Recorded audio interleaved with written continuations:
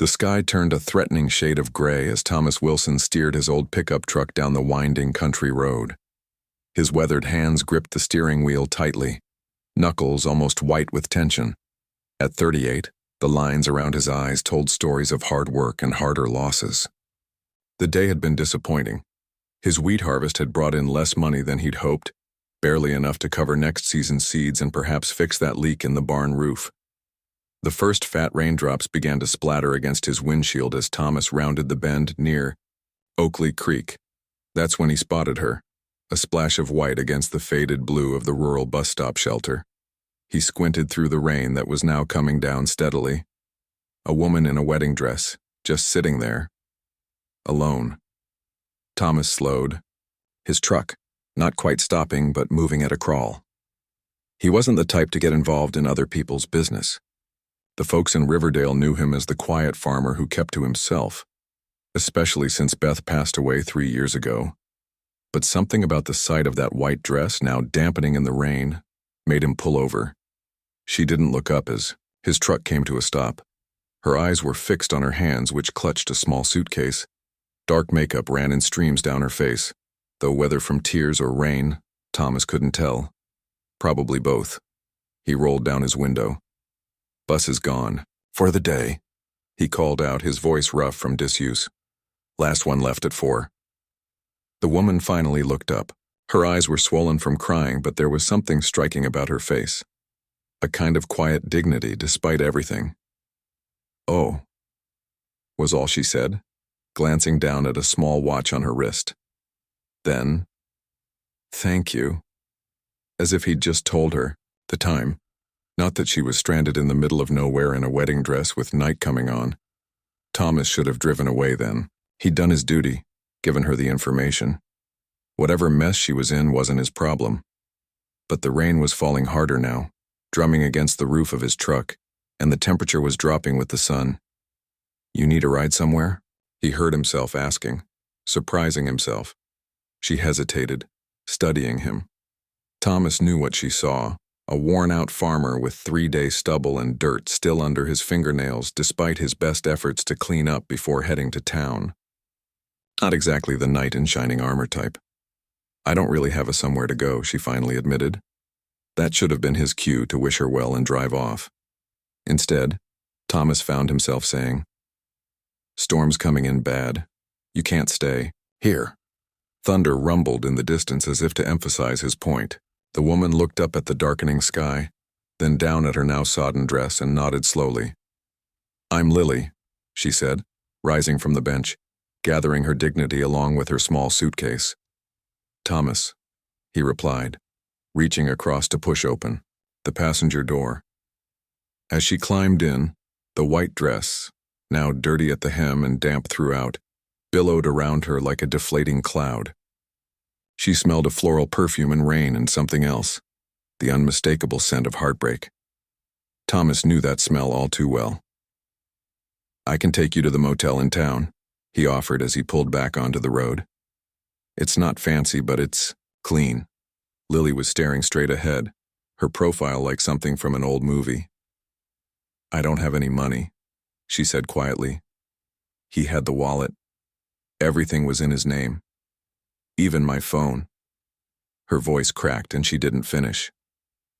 Thomas drove in silence for a minute, the windshield wipers keeping time like a metronome. "What happened?" he finally asked, though he had a pretty good idea. "He didn't show up." The words hung in the air between them. 200 guests, and he sent a text message to my cousin. A text message. She laughed, but it was a hollow sound. Apparently, he and my best friend have been seeing each other for months. They're in Cancun now, on what was supposed to be my honeymoon. Thomas winced. "That's rough." "Yeah." She looked down at her hands at the bare finger where an engagement ring had been until that morning. "I couldn't face everyone.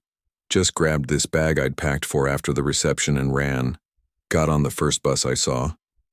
"Which brought you here? Middle of nowhere." "Middle of nowhere," she echoed.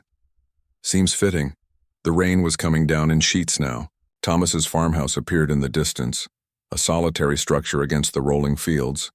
The paint was peeling and the porch sagged slightly on one side, but it was solid. Like him.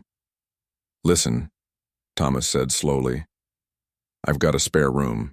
It's nothing special, but you're welcome to it for the night, until you figure things out." Lily turned to look at him fully for the first time. Her eyes were the color of honey, wary but not afraid. "You don't know me," she said. "No, I don't," Thomas agreed. "But I know what it's like when life pulls the rug out from under you and there's nobody there to catch you." Something passed between them then. A recognition, perhaps. Two people who understood that sometimes the worst day of your life could come wrapped in what was supposed to be the best. "Just for tonight," she said, "and I'll help with dishes or whatever. I'm not looking for charity." Thomas nodded, turning into his long, rutted driveway. "Never thought you were." The farmhouse looked even more run down up close. The flower beds Beth had lovingly tended were now overgrown with weeds. Thomas saw it through Lily's eyes and felt a pang of shame. "It's not much," he said as he parked. "It's a roof," she replied simply. "That's all I need right now." Thomas grabbed her suitcase before she could protest and led her through the rain to the covered porch. The old wood creaked beneath their feet as he fumbled with his keys. Inside, the house was clean but sparse. Beth's touches were still visible in the curtains and the quilt thrown over the back of the sofa, but there was an emptiness to the place that spoke of absence. "Kitchen's through there," Thomas said, pointing. "Bathroom's down the hall first, door on the left, spare room's next to it." He set her suitcase down. "You hungry?" Lily looked down at her wedding dress, now bedraggled and gray at the edges. "I should probably change first." Thomas nodded, suddenly awkward in his own home with this stranger in a wedding dress standing in his living room. "Right, I'll see what I can find for dinner." While Lily changed, Thomas moved around his kitchen with mechanical efficiency, putting together a simple meal of eggs, bacon, and toast, the only things he had that seemed appropriate for a guest. He wasn't much of a cook since Beth died. Most nights he ate, standing up at the counter too tired to bother with sitting at the table meant for a family he no longer had. When Lily returned, she'd transformed. Gone was the bride, replaced by a woman in jeans and a simple blue sweater. She'd washed her face, removing all traces of the ruined makeup. Without it, she looked younger, more vulnerable somehow. "Breakfast for dinner," Thomas said, gesturing to the plates he'd set on the table. "Hope that's okay. I don't keep much in the house these days." "It's perfect," Lily said, sitting down at the chair he'd pulled out. "I haven't eaten since—" She paused, calculating. "Yesterday, I think." "Everything today was just too much," Thomas finished for her. He understood completely. They ate in comfortable silence, the rain providing a steady backdrop to their thoughts. Thomas couldn't remember the last time he'd shared a meal with someone at this table. Probably the Hendersons from the next farm over, right after the funeral. They'd brought casseroles and sympathy, neither of which had filled the emptiness Beth left behind. "You live here alone?" Lily asked, breaking into his thoughts. Thomas nodded. "My wife, Beth, she passed away. Cancer. 3 years ago now." "I'm sorry," Lily said, and her eyes told him she meant it. "Yeah, me too." Thomas pushed his eggs around his plate. "Farm's been in my family for generations. Beth and I were going to pass it down to our kids someday, but life had other plans," Lily finished quietly. "Something like that." Thomas looked up at her. "What about you? What did you do before today?" "I was an art teacher," she said. "Elementary school. I love it, actually. The kids, their energy, the way they see the world." A shadow crossed her face. "Was supposed to start at a new school next month in his hometown. Now I don't know." "You'll figure it out," Thomas said with more confidence than he felt. Who was he to give advice? His own life had been on pause for 3 years. After dinner, Lily insisted on washing the dishes despite Thomas's protests. He found himself watching her as she moved around his kitchen, bringing a kind of life to the room that had been missing for too long. Later, as he showed her to the spare room, Beth's sewing room, now filled with boxes and a small bed he'd never gotten around to getting rid of, Thomas felt strangely reluctant to end the evening. "Bathroom's got fresh towels," he said, lingering in the doorway.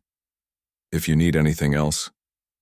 "This is more than enough," Lily said, setting her suitcase on the bed.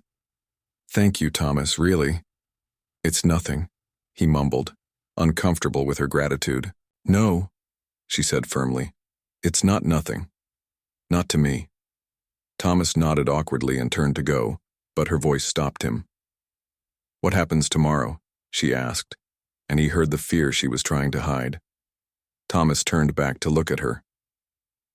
In the soft light of the bedside lamp, with her hair falling loose around her shoulders, and her eyes wide with uncertainty, she looked like someone at a crossroads. Just like he had been 3 years ago, standing in a hospital hallway as a doctor explained, there was nothing more they could do. "Tomorrow," he said slowly, "we figure out the next step, together if you want, or I can drive you to the bus station.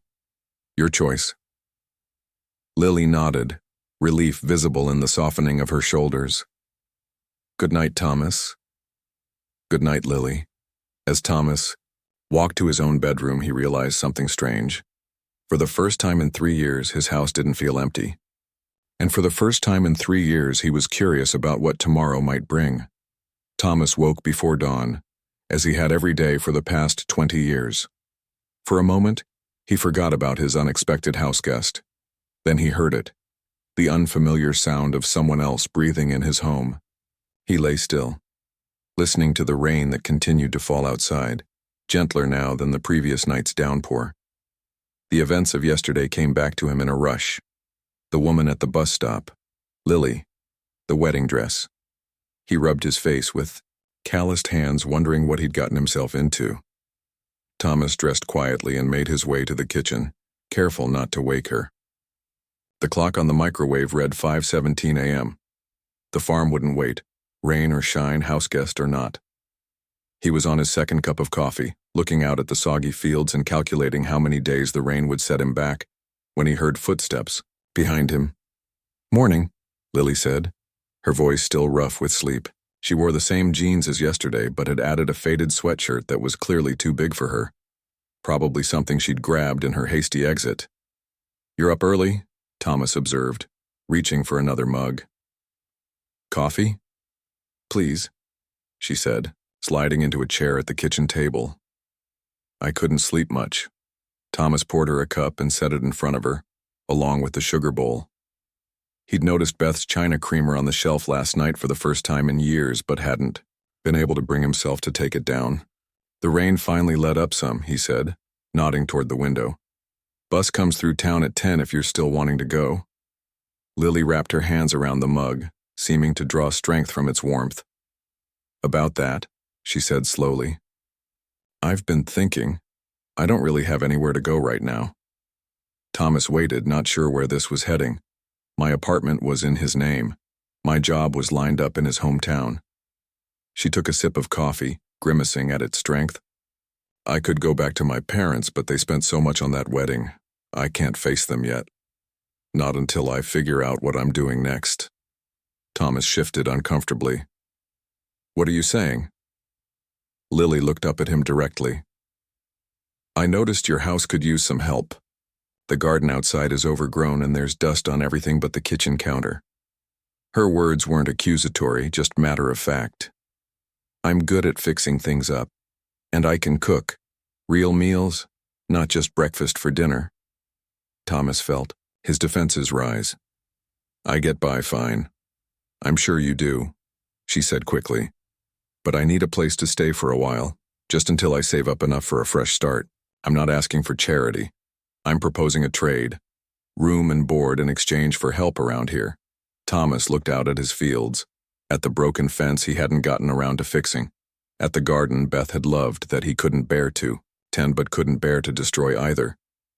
"People will talk," he said finally. Lily's laugh was short and bitter. "Let them. I'm used to being talked about by now." Thomas considered her offer. It had been a long time since anyone had lived in this house besides him. He wasn't sure he remembered how to share a space anymore. But there was something about Lily that made him want to help her.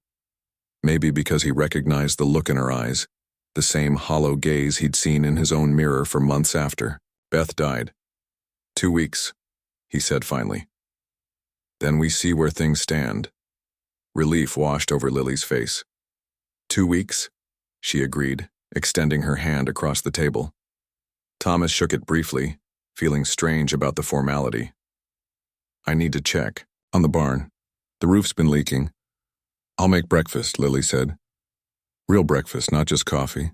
By the time Thomas returned from the barn, his boots caked with mud and his spirits dampened by the discovery of even more leaks than he'd thought. The kitchen had transformed. The scent of bacon filled the air, and Lily stood at the stove flipping pancakes with a practiced hand. Found pancake mix in the back of the cupboard, she explained as he kicked off his boots. Still good, surprisingly, and the bacon was in the freezer. Thomas couldn't remember the last time he'd eaten something that hadn't come from a can or the microwave. Smells good, he admitted, washing his hands at the sink. They ate in companionable silence, the rain tapping a gentle rhythm on the windows. When Thomas finished, he leaned back in his chair, feeling fuller than he had in months. So what's the plan for today? Lily asked, gathering their plates. Need to fix those leaks if the rain holds off. Then check the west field.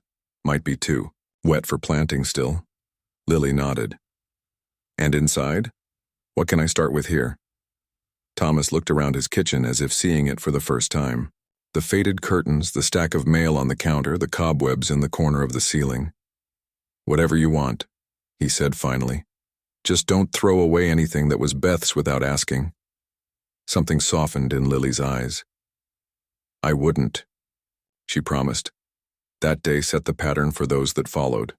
Thomas would work the farm from sunrise until his body couldn't take any more, while Lily tackled the house.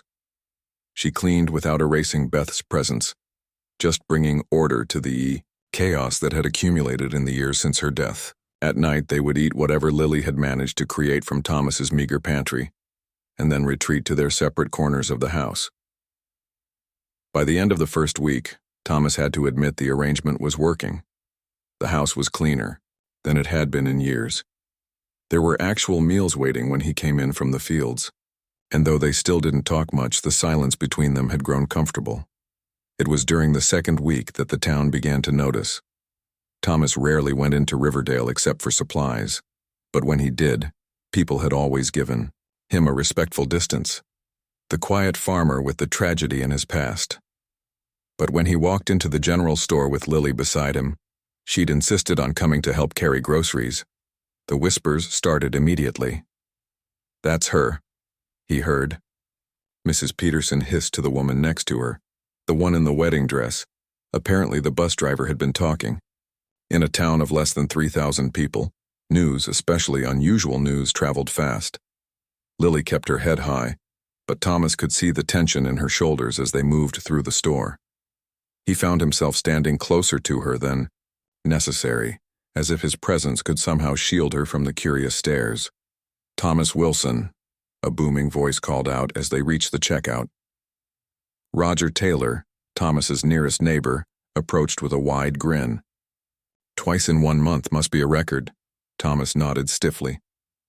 Roger. Roger's eyes slid to Lily with undisguised curiosity. And who might this be? Before Thomas could answer, Lily extended her hand.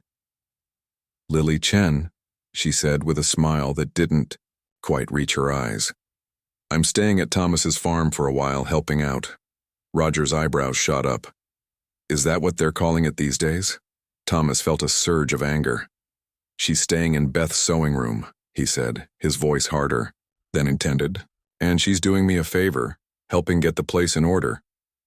Something in his tone must have warned Roger off because the man took a step back. No offense meant, he said, raising his hands. Just surprising to see old Thomas here with company. That's all. The drive back to the farm was quiet, both of them pretending the encounter hadn't bothered them. But that evening, as they sat on the porch watching the sunset, another new habit that had formed somehow, Lily broke the silence. Does it bother you? What they think? Thomas considered the question. Not for my sake, he said finally. People have been talking about me since Beth got sick. I'm used to it. Lily nodded, understanding what he wasn't saying. It doesn't bother me either, she said. After what happened at the wedding, this is nothing. Thomas glanced at her profile, gilded by the setting sun. In just 10 days, she'd brought more life back to his farm than he'd thought possible. The kitchen window sparkled. The porch had been swept clean of leaves and dirt. She'd even found Beth's old gardening tools and begun to reclaim the flower beds from the weeds. The 2 weeks are almost up, he said quietly. Lily kept her eyes on the horizon. Yes. You planning to catch that bus? She turned to look at him then, something vulnerable in her gaze. Do you want me to? Thomas hadn't expected the question. He was used to people leaving. His parents, his childhood friends who'd moved to the city, Beth. He'd grown accustomed to the solitude, had convinced himself it was enough. But the thought of returning to his empty house, of eating dinner alone at the counter again, of waking up to silence instead of the soft sounds of Lily moving around the kitchen, it sat like a stone in his chest. No, he admitted finally, but I can't pay you much. The farm barely breaks even these days. I'm not asking for money, Lily said. Just a place to stay while I figure things out. And maybe, she hesitated, maybe a small corner somewhere I could set up my art supplies. I used to paint before I met him. I'd like to start again. Thomas thought of Beth's sewing room, how Lily had organized it but left most of it untouched. The sewing machine still sat by the window, gathering dust in a now clean room. Beth's room, he said. She'd like it, I think. Someone using it to create something again. Lily's smile was like the sun breaking through clouds. Thank you, she said softly. As darkness fell around them, Thomas realized something had shifted between them. They were no longer just a farmer and a stranded bride thrown together by circumstance. They were becoming something else. Friends, maybe. Or at least two people helping each other find their way back from loss. The next morning, when Thomas came in from his early chores, he found Lily at the kitchen table with a notepad, making lists. What's all this? He asked, pouring his coffee. Plans, she said, looking up with determination in her eyes. If I'm staying, we need to fix this place up properly, starting with that leak in the barn roof. Thomas felt the corner of his mouth twitch upward. Not quite a smile, but the closest he'd come in a long time. Yes, ma'am, he said, and was rewarded with Lily's bright laugh echoing through his kitchen. For the first time in 3 years, the house felt like it might become a home again. A month had passed since Lily first stepped into Thomas's farmhouse, her wedding dress muddied and her heart broken. The awkwardness between them had gradually faded, replaced by a comfortable routine.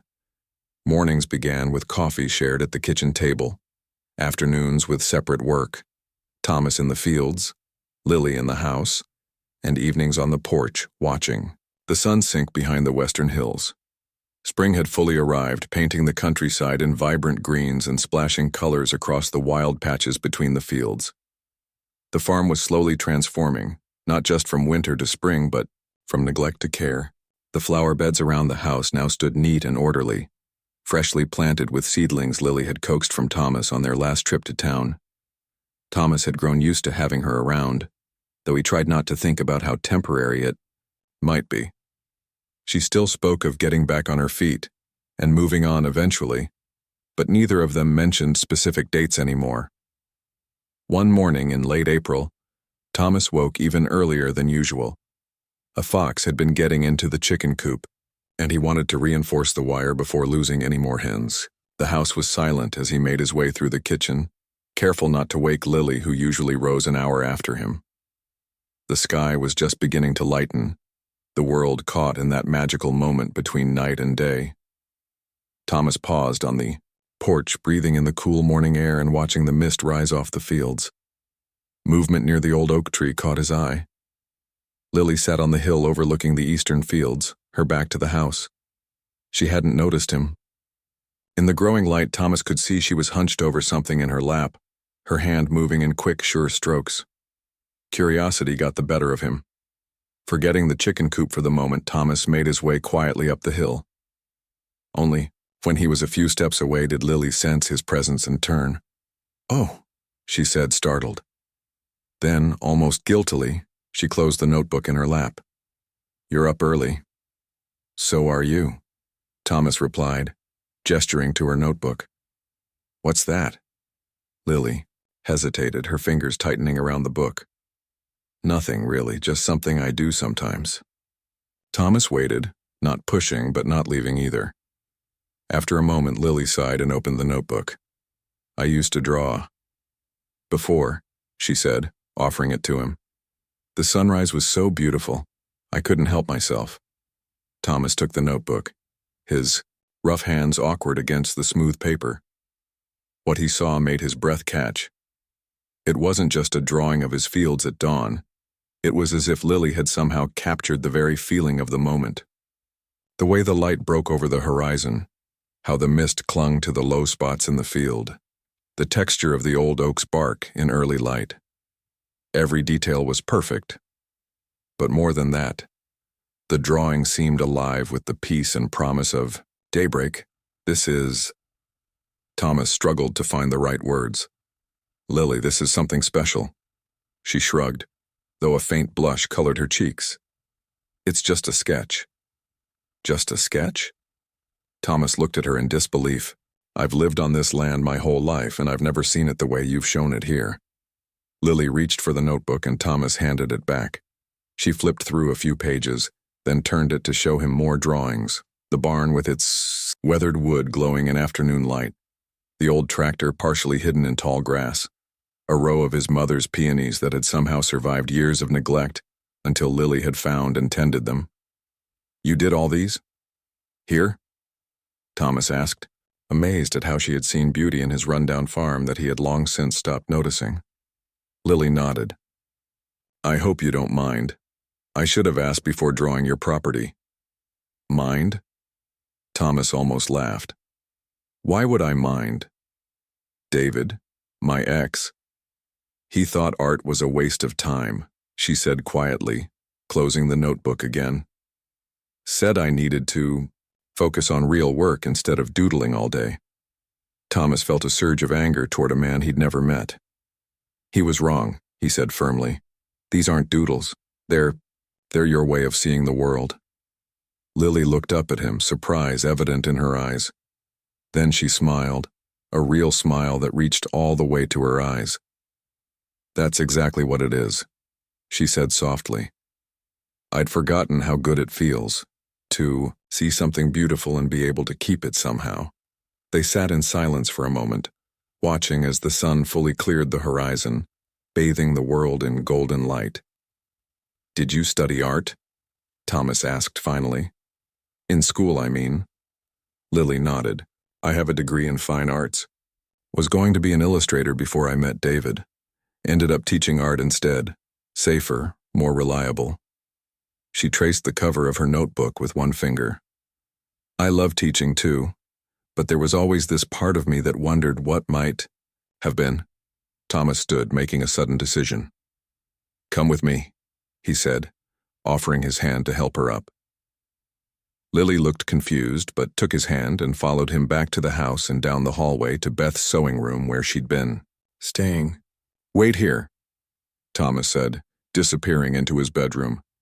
He returned a moment later with a small key, which he used to unlock the closet in the sewing room. "Beth kept everything in here," he explained as he opened the door.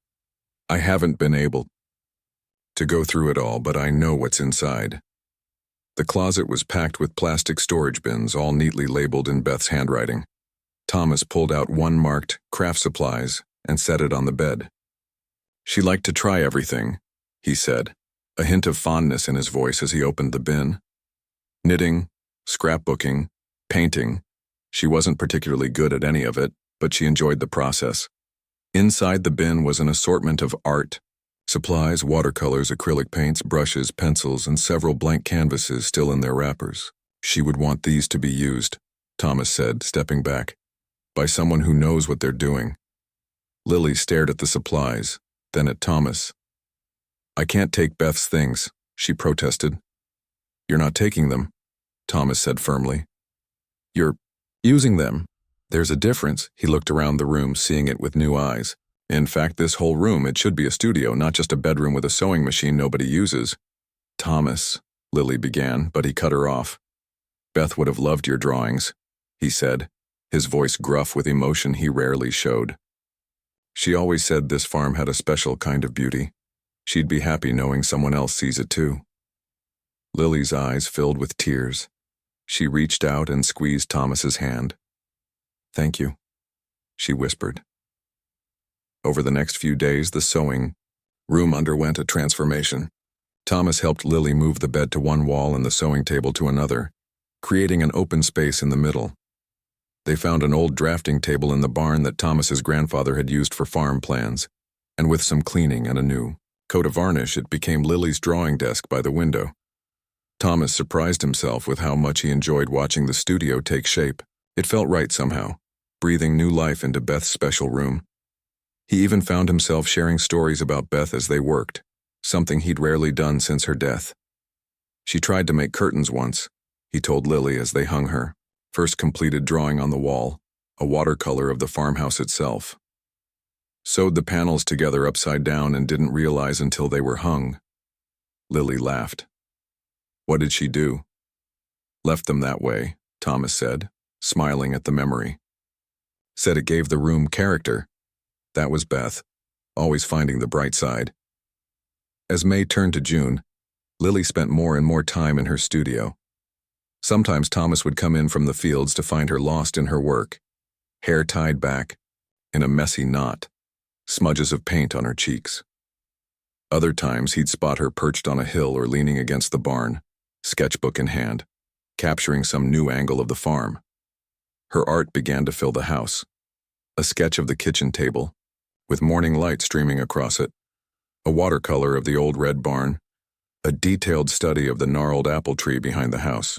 Each piece seemed to reveal something Thomas had overlooked, beauty hiding in plain sight on his own land. One evening, Thomas found Lily on the porch, frowning at a half-finished drawing. "Something wrong?" he asked, settling into his usual chair beside her. "I'm stuck," she admitted. "I need new subjects, but I've drawn everything on the farm twice over already." Thomas thought for a moment. "We could take a drive on Sunday," he suggested. "There's a waterfall about 20 miles west of here, and some old barns that might interest you." Lily's face lit up. "Really? You wouldn't mind?" "Wouldn't have offered if I minded," Thomas said simply. Lily studied him for a moment, then set aside her sketchbook. "Can I ask you something?" Thomas nodded. "Why are you doing all this? The studio, the supplies, now driving me around for new subjects?" She shook her head slightly. "You barely knew me a month ago."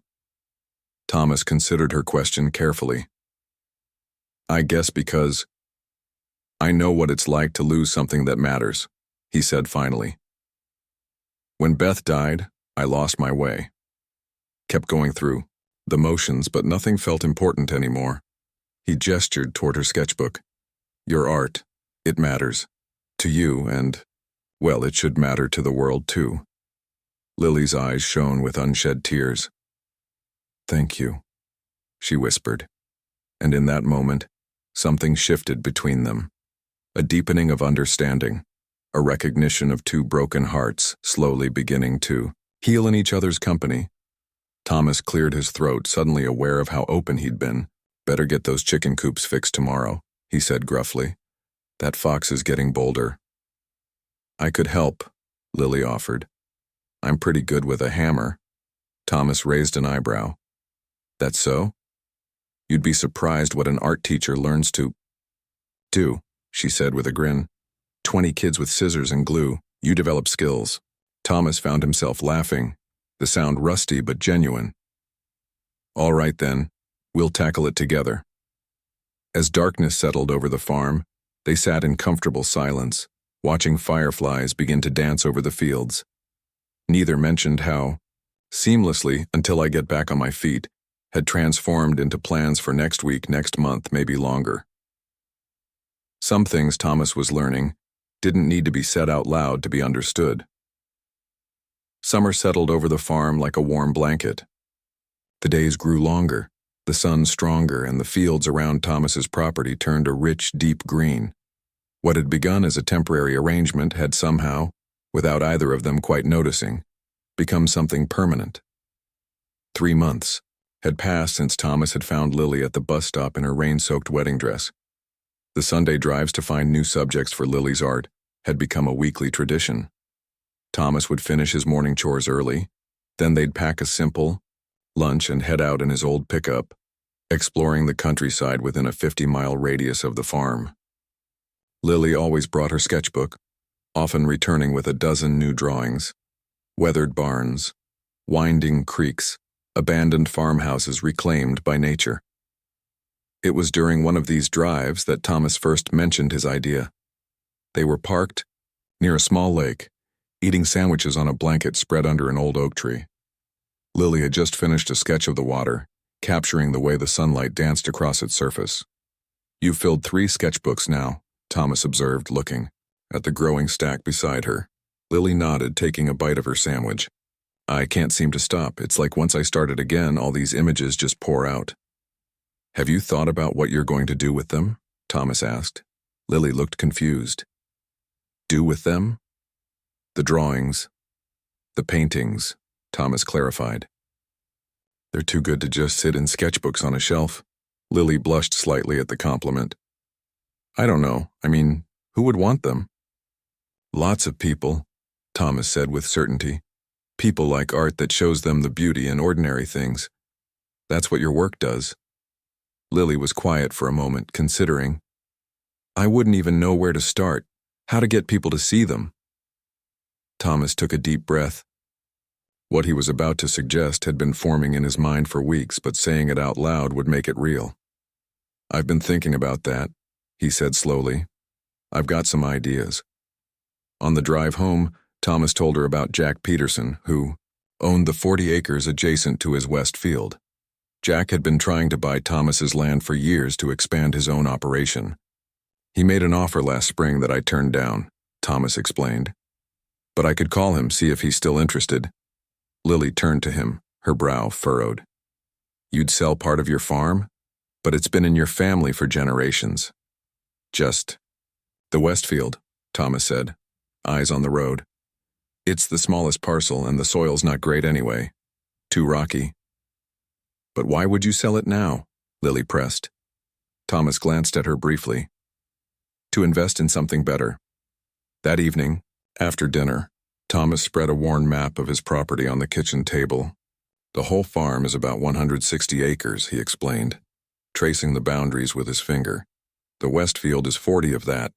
We could sell it to Jack, use the money to convert the old storage barn into a proper studio. Maybe build a small gallery space too for displaying your work." Lily stared at him, her coffee cup forgotten in her hand. "Thomas, I can't let you do that.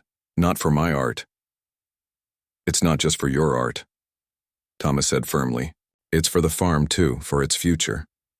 He sat back in his chair. "Look, farming's getting harder every year.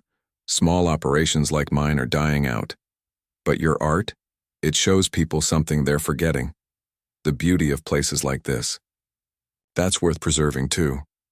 Lily shook her head, overwhelmed. "But your family land? Land is just land if no one's doing anything meaningful with it," Thomas said. "Beth and I always talked about what would happen to the farm after us. No children to pass it to, and farming's a hard life to choose anyway." He looked out the window at the fields bathed in evening light. Maybe this is what the farm was meant to become, something new but still rooted in this place. Lily was quiet for a long moment. "You're serious about this," she finally said. Not a question, but a realization. "I am," Thomas confirmed. "I don't know what to say." "Say you'll think about it," Thomas suggested. "No rush. The land's been here a long time, it'll wait a bit longer." But the seed had been planted, and over the next few weeks the idea grew. Lily began sketching plans for how the old barn might look as a studio and gallery. Thomas called. Jack Peterson, who was indeed still interested in the West Field and offered a fair price. Still, Thomas could sense Lily's hesitation. One evening, as they sat on the porch watching the sunset, a daily ritual neither would consider skipping now, he finally addressed it. "You're still not sure about this," he said. Lily sighed. "It's a big risk, Thomas. What if no one buys my art? What if you sell your family's land and it's all for nothing?" Thomas considered her words. "When Beth got sick," he said slowly, "we had plans for traveling after she got better, places she'd always wanted to see. But we kept putting it off, saying there'd be time later." He looked out at the darkening fields. "There wasn't time, and that taught me something. Some risks you regret not taking far more than the ones you do." Lily reached over and squeezed his hand, a gesture that had become natural between them. "I'm scared," she admitted. "Not just of failing, but of what it means if it works. Becoming an artist for real, not just someone who draws in sketchbooks. Being scared doesn't mean you shouldn't do it," Thomas said gently. "Just means it matters." The next day, Lily hung her best pieces throughout the house, 15 paintings and drawings, that showed the farm and surrounding countryside through her eyes. Thomas invited Roger Taylor and his wife Anne over for dinner, along with Jack Peterson and a few other neighbors. It was the first time Thomas had entertained since Beth's funeral, and he was surprised to find he wasn't dreading it. Lily prepared a simple but delicious meal, and after dinner, Thomas gave their guests a tour of the house, letting them see Lily's artwork. "You did these?" Anne Taylor asked Lily, standing in front of a watercolor of sunrise over the eastern field. "They're wonderful, so real, but also, I don't know, like you're showing us something we miss when we just glance at a place." Jack Peterson spent a long time studying a detailed drawing of an old barn collapsing under the weight of time and neglect. "This was the Anderson place," he said quietly. "Been empty 20 years, but you captured exactly how I remember it as a boy." By the time their guests left, 3 pieces had been sold. Anne had insisted on buying the sunrise painting, Jack the old barn, and Roger's sister, who owned the town's only restaurant, had purchased a sketch of wildflowers by the creek to hang in her dining room. Lily stood in the kitchen staring at the check Anne had written. "I can't believe it," she whispered. "They actually bought them." Thomas smiled, the rare, full smile that had been appearing more frequently these days. "I told you," he said simply. The sale of the West Field went through a week later. Jack was fair in his negotiations, and the price was enough to finance the conversion of the old storage barn into a proper studio with north-facing windows for ideal light, as well as a small but elegant gallery space in the front. Construction began. In August, Thomas hired local workers but did much of the work himself, with Lily helping whenever she wasn't painting. As the studio took shape, so did their vision for the future. "We'll need a website," Lily said one evening, as they reviewed their budget at the kitchen table. "And business cards. People keep asking if I do commissions." "What should we call it?" Thomas asked. "The gallery, I mean." Lily thought for a moment. "What about new furrow?" she suggested. "In farming, a furrow is where seeds are planted for new growth, right? This is like planting something new on your family's land." Thomas nodded slowly, appreciating the connection to the farm's history while looking toward its future. "New Furrow Gallery," he said, testing the name. "I like it." As September arrived, bringing cooler air and hints of autumn color to the trees, the transformation of Thomas's farm was well underway. The gallery was nearly complete. Lily had a growing collection of work ready to display, and word had spread throughout the county about the farmer and the artist creating something special on the old Wilson place.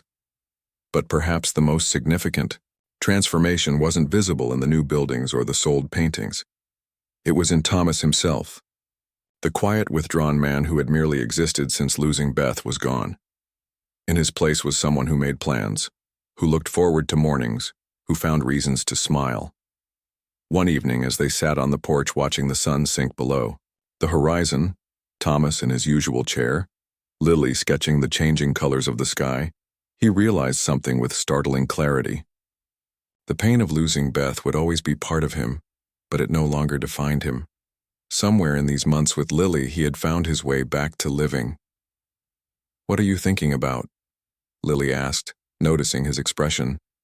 "You look different."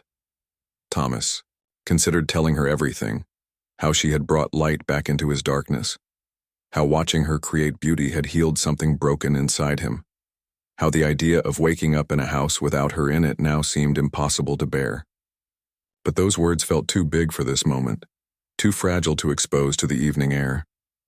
"Just thinking that sometimes the best decisions are the ones you never plan to make," he said instead, his eyes meeting hers. "Like stopping for a woman in a wedding dress at a bus stop." Lily's smile was soft in the fading light. "Or saying yes to a stranger's offer of shelter," she added quietly. Between them, unspoken but increasingly clear, was the understanding that what had begun as temporary help had grown into something neither had been looking for, but both had found nonetheless. A second chance, not just at happiness, but at belonging somewhere, with someone, completely. The gallery would open in October. Their new life, it seemed, was just beginning. The October morning of the gallery opening dawned clear and cool, with a hint of frost silvering the grass. Thomas was up before sunrise, as always, but today was different. After feeding the chickens and checking on the remaining fields, he stood for a long moment, looking at the transformed storage barn. Fresh white paint gleamed in the early light. Large windows reflected the pink-streaked sky, and a simple wooden sign hung above the door. New Furrow Gallery.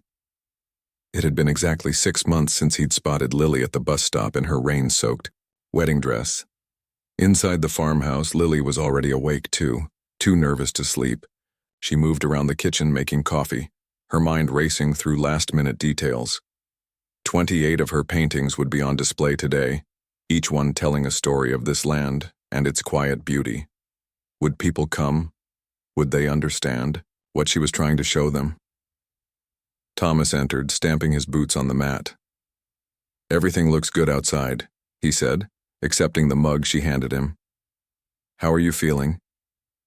"Terrified," Lily admitted with a shaky laugh. "What if no one shows up?" "They'll show up," Thomas said with certainty. "Word's gotten around, and Taylor's been talking up your work all over town." Lily nodded, trying to believe him. Over the past month, as the gallery took shape, more locals had stopped by to see her paintings. Some bought pieces outright. Others commissioned landscapes of their own farms or childhood homes. But today was different.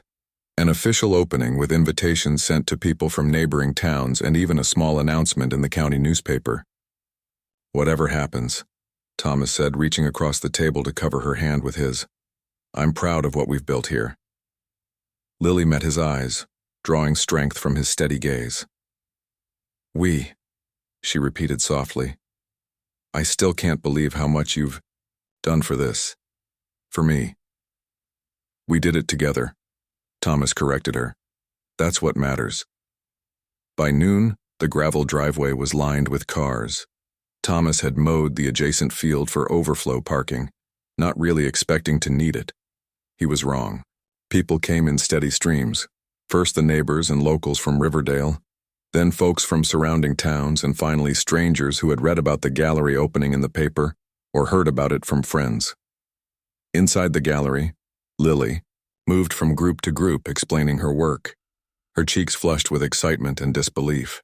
Thomas stayed in the background, watching with quiet pride as visitors stood captivated before her paintings, pointing out details and murmuring appreciatively. "You've done something special here, Wilson," Roger Taylor said, clapping Thomas on the shoulder. "Never thought I'd see the day when people would drive 50 miles to visit your rundown old farm." His tone was teasing, but his eyes were sincere. "Neither did I," Thomas admitted. "She's talented," Roger continued, nodding toward Lily, who was deep in conversation with a well-dressed couple from the city, "and you were smart enough to see it." By mid-afternoon, red sold dots marked more than half the paintings. The guest book was filled with names and addresses, many requesting to be notified of future exhibitions. A reporter from the county newspaper took photos and interviewed both Thomas and Lily about their unusual partnership. "What made you decide to transform your farm into an art gallery?" the reporter asked Thomas. Thomas thought carefully before answering. "Sometimes life gives you a second chance when you least expect it," he said finally. "Seems foolish not to take it." As the day wound down and the last visitors departed, Lily and Thomas stood together in the empty gallery. The late afternoon, sun streamed through the windows, highlighting the few remaining paintings and casting long shadows on the polished wood floor. "I can't believe it," Lily whispered, looking at all the red dots. "They actually liked them." "Of course they did," Thomas said. "They saw what I've seen all along." Lily turned to him, her eyes bright with unshed tears. "And what's that?" "How you see beauty in things most people overlook," Thomas said simply. "How you make people notice what's been right in front of them all along." That evening, they celebrated with a quiet dinner on the porch, watching the sunset paint the sky, in the same colors Lily often used in her work, gold and pink deepening to purple and indigo. The day's success hung between them, sweet and satisfying, but also stirring questions about what came next. "We should think about expanding," Thomas said after a while. "Maybe convert part of the main barn too. You need a bigger workspace, and we could use more display area." Lily nodded, but her expression was thoughtful. "I've been thinking about something else too," she said. "The school superintendent was at the opening today. He asked if I'd be interested in teaching art workshops for kids on weekends here at the farm." "That's what he suggested," Lily confirmed. "Said lots of schools are cutting their art programs due to budget issues. Kids around here don't get much exposure to art anymore." Thomas considered this. "Could work," he said slowly. "The old equipment shed could be converted into a classroom space. Plenty of room for supplies and tables." Lily's face lit up. "You wouldn't mind having kids around the farm?" "Might be nice," Thomas said, surprising himself with how much he meant it. "Place could use some young energy." Over the winter months, as snow blanketed the fields and frost-etched patterns on the window panes, Thomas and Lily's vision continued to grow. The money from Lily's sales allowed them to convert the equipment shed into a bright, welcoming classroom. Word spread, and by spring, Lily was teaching weekend workshops not just for children, but for adults as well. People drove from neighboring counties to learn from the artist who captures the soul of rural life, as the newspaper had called her. The farm, once slowly dying from neglect, buzzed with new life. Thomas still worked the remaining fields, but increasingly found himself involved in the gallery and workshop business too. He built easels and frames, mixed paints, greeted visitors, and occasionally even sat in on Lily's classes, discovering to his surprise that he had a knack for woodcut printing. One year after Lily's arrival, on a warm spring evening, much like the one when Thomas had first discovered her drawing at sunrise, they sat together on the porch swing he had built the previous fall. "I got a letter today," Lily said, her voice carefully neutral. "From David." Thomas stiffened slightly but kept his voice even. "What did he want?" "To apologize, mostly," Lily said, turning the envelope over in her hands. "He heard about the gallery from a mutual friend. Said he always knew I had talent but was too selfish to support it." She looked out at the farm, at the gallery with its fresh coat of spring paint, at the flower beds now bursting with color. "He asked if we could meet, talk things over." Thomas nodded slowly, his heart suddenly heavy. He'd known this day might come, when Lily's past would reach out to reclaim her. "What did you tell him?" he asked, trying to keep the fear from his voice. Lily turned to face him, her eyes clear and certain. "I told him no," she said simply. "I told him I'm exactly where I'm supposed to be."